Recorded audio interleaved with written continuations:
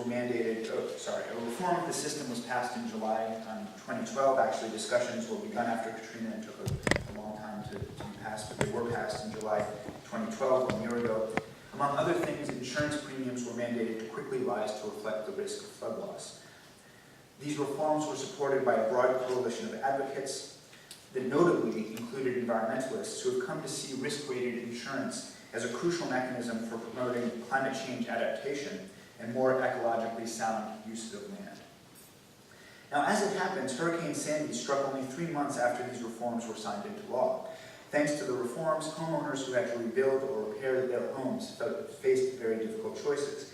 They could pay dramatically higher insurance rates, as much as $31,000 a year, which is translated into pounds is a lot.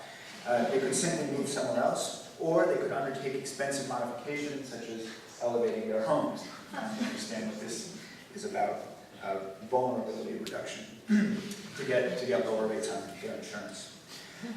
This new calculus of choice suggests an important qualification of the political morality of vulnerability. Individuals, groups, and countries cannot be held responsible for calamities that lie outside their control, but must take responsibility for their relationship to a catastrophic future to the extent that it is within their control or can be technically placed within their control. The application of these moral principles, of course, will inevitably be a matter of controversy. And this has certainly been the case in the United States in the discussion around rising insurance rates since Hurricane Sandy. The U.S. Congress, which overwhelmingly passed the insurance reforms exactly 1 year ago, passed a bill to delay the higher rates this past July, a couple months ago. Defending this action, Senator Mary Landrieu, who is a Democrat from Louisiana, argued that, quote, "On the heels of this recession, it's just terribly cruel and harsh. How much more can we take?" A petition organized by the left-leaning advocacy group Move On supported the delay in order to protect those residents of low-lying areas near water who are more susceptible, should we say vulnerable, to the increases. And the increases they're talking about are increasing insurance rates, not increasing water rate levels. A former member of the New York City Planning Commission commented that the higher rates would, quote, "cause a massive displacement of low-income families from their historic communities, as coastal areas become affordable only for the very rich." Here, too, a measure to address vulnerability in future catastrophe is in tension with an impulse to protect the poor who are vulnerable in a different sense. Technical measures to address vulnerability once more frame problems of political morality. How is the demand for responsibility to a catastrophic future to be socially distributed? Should it apply equally to the rich and the poor? Can one's responsibility to a catastrophic future be relieved by the fact of poverty? Obviously, these are questions of very broad resonance today. Let me conclude in the briefest possible way. The cases I've examined are obviously very disparate. They present entirely different ways in which vulnerability can be the site of governmental intervention, but also of moral dispute, conflicting claims to resources, identification, and counter-identification. I think that the distinction between social vulnerability and system vulnerability offers some purchase on these cases, but it doesn't reveal any kind of common pattern across them. The problem I would like to end with concerns how critical scholars ought to position themselves in this rather complex terrain. The politics here are vexing. Environmental advocates of climate change adaptation are pitted against defenders of the poor.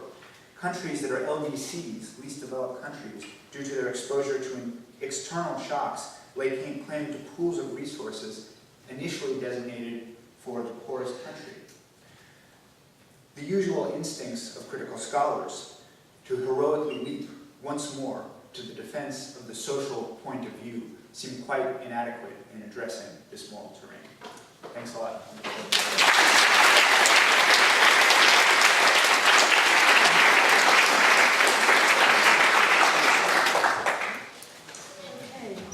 Thanks very much, Stephen. Do you want to stay there for questions, or? I'll stay there, sure. Okay, cool.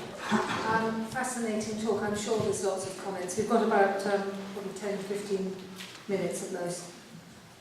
Who would like to kick off?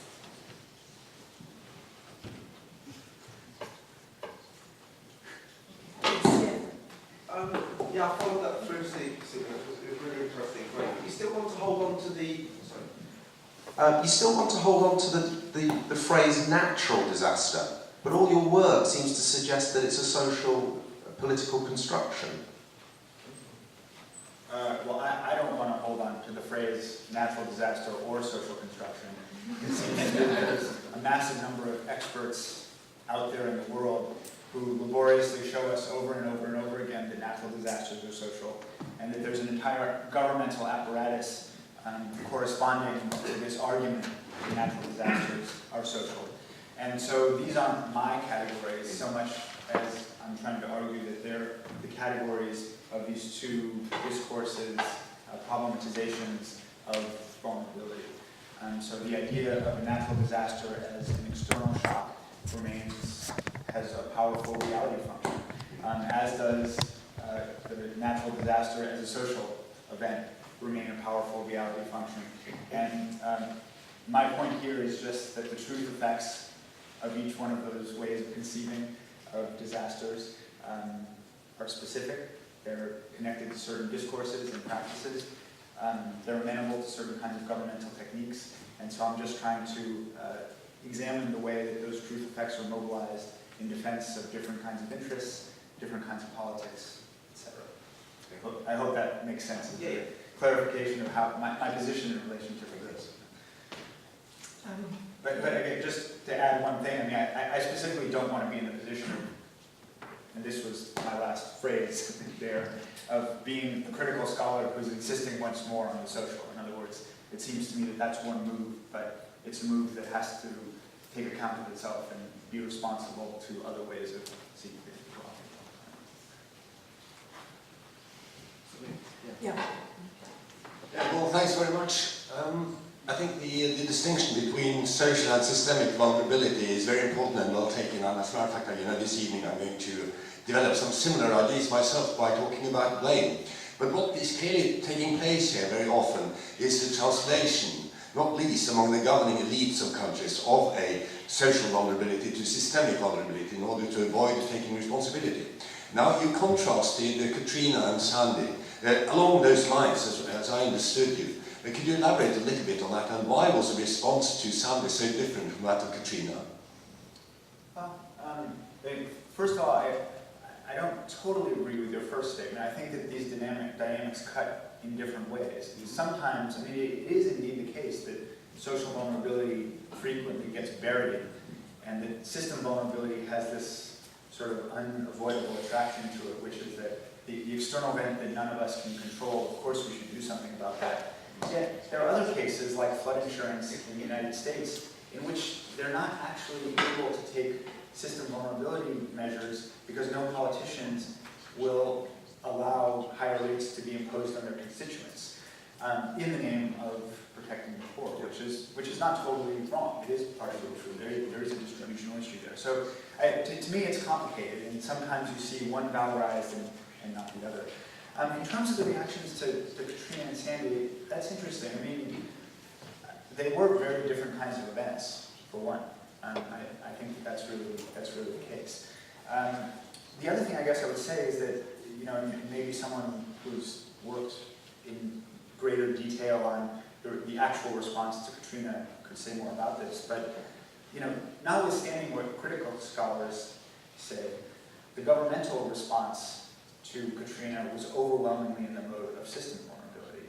In other words, in a certain sense, those social vulnerability issues, maybe at that level there isn't much of a distinction to be explained there. In other words, in both cases it was, well, what's the problem here? The problem wasn't, deep problems of racial exclusion that are wrapped up with everything about US history. The problem is we weren't prepared, and so next time we should be prepared. And I would say that most of the governmental action has actually been in that area. So I guess I would say that, maybe the point is that if you look at the governmental response, there's nothing to explain in terms of the difference. They ultimately point in kind of the same direction. At the back there. Hi. So you're describing these two discourses, right? Social vulnerability, system vulnerability, and you're kind of agnostic about whether you think they adequately describe these events, or do you think they are two very useful categories for analyzing them? I don't think that useful is the question. I mean, it seems that it's a fact, it seems to me, that the problem of vulnerability is part of our reality, and that it's also a contested part of our, that reality is contested, which is about all the philosophical and normative things that I would have to say about it. And so I'm interested in the contours of it.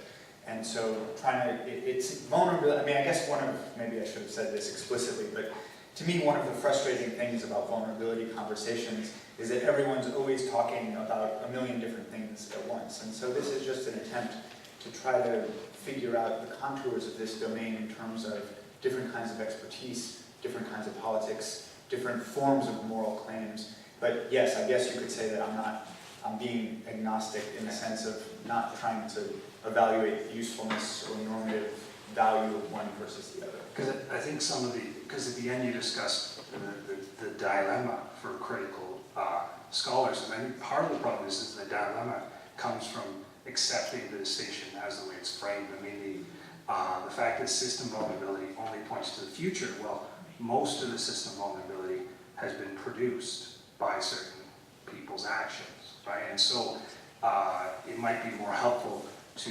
integrate both the distribution of these risks with who produced them as well, and then a more integrated conception that might look at, well, how does this relate to inequality? So some people might actually, you're right, they might need to pay more insurance for where they're living. But on the other hand, they might have had very little role to play in the production of these systems that are going to be generating these risks, right? And so I think, I guess I think there are real problems with the distinction as it's been posed, especially because system vulnerability ignores the reflexive nature of individuals who, I mean, if there was a hurricane like Sandy every year, certain wealthy people would figure out where to live to be less exposed to it, right? And I know that there's this emphasis on natural disasters being super unpredictable, but if this becomes more common, it will be more salient, and people that have wealth will find ways of at least mitigating their exposure to system vulnerability, right? Yeah, I mean, sure. I mean, I guess I'm resistant to the move you're suggesting, which, as I see it, is basically to reduce this, or to reduce in the sense of explain via reference to interests of class, etc., how these are produced, for what reason they're produced, in whose interest they're produced, in part because I see them as much more open than that. In other words, I think that the politics of them are complicated. I think that the question of who produced them is very complicated. I don't think it's as simple as saying, you know, the system vulnerability discourse was produced by certain people, and is therefore somehow tied to their interests. I think that it's appropriatable. I think that this small island nation's story is kind of interesting and troubling in certain ways. So I don't know. I guess I'm trying to explore the openness of both of these. I didn't mean the discourse. I mean actually who benefited from the production of environmental. And I don't think that. I guess I would just say that I don't think that there's a simple answer to that question. I mean, it seems to me worth exploring, but that the instinct, I think there's a reflexive instinct among critical scholars who are most of all social scientists, after all, to take the social point of view and see class or something else at work behind all this. And I don't want to never do that. I just want to put off that move until we've thought a little more seriously about what's going on here. That's all. Question. Yeah. Thanks for that. I felt at the same time, I loved your talk and I learned a lot, but I also felt in various ways that I was trying to situate where it comes from, because from all the kind of things I know, it doesn't fit. So for part of it, I was thinking it's a very American story, both in its cases and also in already the liberalism that is ingrained in both models, as if there are individuals that could be rich or could be poor and that could move or could not move, which in most places of the world people would be tied up in very different ways. And I was thinking at, for instance, I'm coming from the Netherlands, where the whole idea that you live in vulnerable infrastructures is sort of completely ingrained in all kind of policies long before you make a distinction between poor or rich, because it affects people similarly. So and then the third thought, I thought that maybe the difference between how I listen to you and where you're talking is that I've been mostly reading historical work in social medicine, where these kind of distinctions also never weren't made in that same case, or where the distribution of diseases has been thought in the 19th century thoroughly, both materially and, let's say, socially, in the wealth type of way at the same time. So instead of that, that's not very much a question, but it's maybe the question that, on the one hand, making these kind of big distinctions and looking how they both work in the US and then enter into international politics is interesting, but it would be interesting, I guess, for you to make interferences in this story by thinking through other cases, other examples, other historical context, clashing up, let's say, indeed, medical history against the history you're doing here. Of course, that would make it yet more complex, but it might also make it less simplifying. Yeah. Yeah, I agree, and I certainly didn't mean to make this be a bigger story than it is, and I, explicitly wanted to juxtapose a very rough analytical distinction with some cases that I think are as almost idiosyncratic and minor in their own funny way. And so I really did mean it when I said that I think of these as tests. In other words, how far does this distinction tell us? Does it tell us something about the contour of politics, about the way that people are making claims and counterclaims in these domains? But I agree with you entirely that there would be other perspectives and histories, etc., that would cut this up in totally different ways. I guess I do have a certain bias toward conceptual simplification, particularly, again, as I said before, just in these fields where you have these vocabularies like vulnerability that are just so messy, and there's so many. Here's a rough cut, but let's see how far it gets us, and then yes, let's also bring in some cases where you encounter the limits and show that it actually doesn't have purchase in other areas. So yeah, my biggest word there would be, although you don't want to buy into liberal models of politics, they're in both stories. Yeah, I guess. They both have individuals and context. They both have people and surroundings. But anyway, this is to be roughed up. Sure, they do, and I guess the only thing I would say is that I want to explore, and this gets to some of the other work I've done on liberalism, etc. What constraints that actually imposes. That just seems to me. A lot of them say, these are based on liberal assumptions. We all know that they're culturally relevant, so But no, it seems to me that one of the interesting things that's going on here is actually that a whole series of patterns of liberal thought, and I agree with you about this, are being wrapped around very new kinds of problems in the name of very new kinds of politics. And so, again, one of the things I find so interesting about the social risk, social vulnerability discourse in the World Bank, but in a lot of other institutions as well, is that it's being mobilized precisely to sort of reanimate, rearticulate a whole bunch of institutions and policies that were previously justified by more solidarist understandings of welfare. And is that good? Is that bad? I don't know, but it's interesting. So it's that exploration that I'm curious about. Okay. Is there one last pressing question, or are your times running? I think perhaps that's a good point to end, and to thank Stephen again for a fascinating